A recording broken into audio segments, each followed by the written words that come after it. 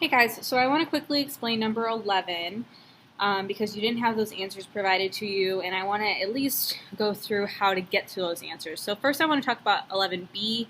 Even though you had the answers, I want to explain how to get to those because that will help in your writing for the explicit function in part D.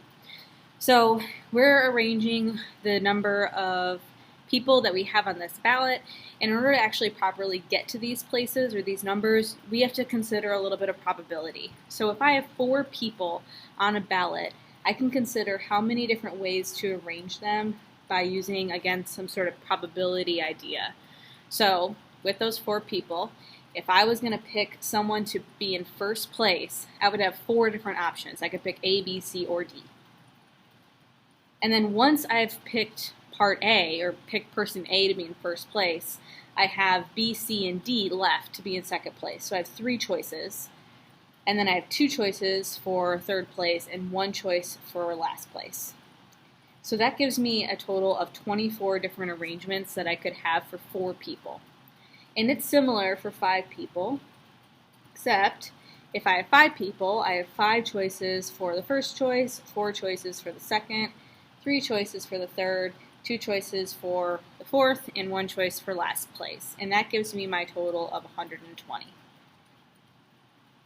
So, and I know this is written a little bit differently in your worksheet, but I'm going to write it this way for a specific reason.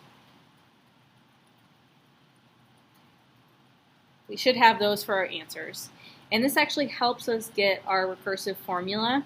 So if I'm looking at what's happening from our previous choice to get to our second choice, I can see a pattern that's forming. So to get from 2 to 6, one thing, like again, knowing that I'm doing these multiplication parts here, that helps us at least cue in to maybe a pattern that's being formed.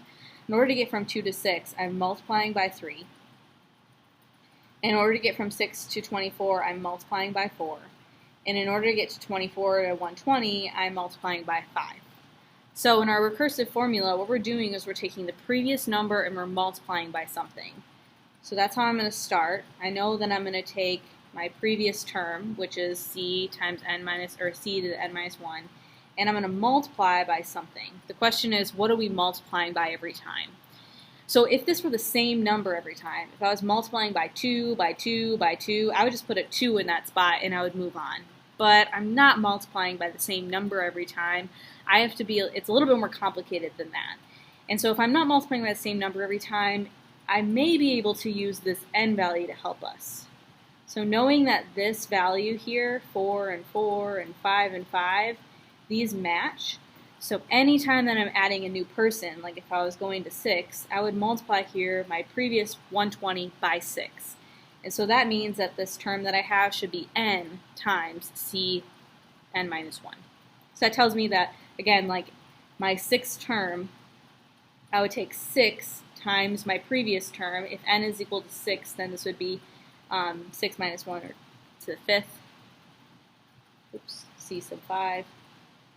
So that would be 6 times 120. And that's how I see that like pattern forming, is I would take 120 and multiply by 6 to get how many combinations there are for 6 people. Okay, so this is like a little check for yourself to make sure the pattern makes sense. For our last part here, the explicit function, what that means is that I want a function where I can just plug in n, or I can just evaluate an n value and get an answer. Like I can't do that here because I need to figure out what the 5th term is and look at my table to get that value. This would be no table necessary. I can just evaluate at an n value and get my answer. And that actually has to do with this probability stuff that we did up front. So if I had 4 people, it's 4 times 3 times 2 times 1. If I have 5 people, it's 5 times 4 times 3 times 2 times 1. If I have 6 people, it's 6 times 5 times 4 times 3 times 2 times 1. If I have 10 people, it'd be 10 times 9 times 8 times 7, all the way down. That's actually a function, and you may not remember what this is, but it's called a factorial.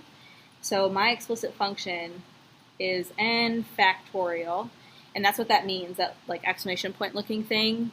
This would mean that if it were C10, this would be 10 factorial, which means 10 times 9 times 8 times 7 times all the way down to the last part. So that's a calculation button too that your calculator could do to come up with that answer. And so that's what I mean by explicit formula. Like I don't need to use any of this table stuff to come up with my answer. All I need to do is know what my formula is, and then I can evaluate at some n value. I would say that this number 11 here on this worksheet is maybe a little bit too hard. I would say that number 10 on your worksheet is like an easy version of it. And number 11, the one that we did in 1.3 homework, where we like drew out, if you remember, like we drew out all these different, oops, sorry, you can't see that. We drew out all the different whatever. This was like a number 11 in your homework. That's probably something that you should study.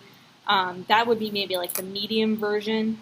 This is the hard version, number 11, that was in your worksheet. And then like the easy version is number 10.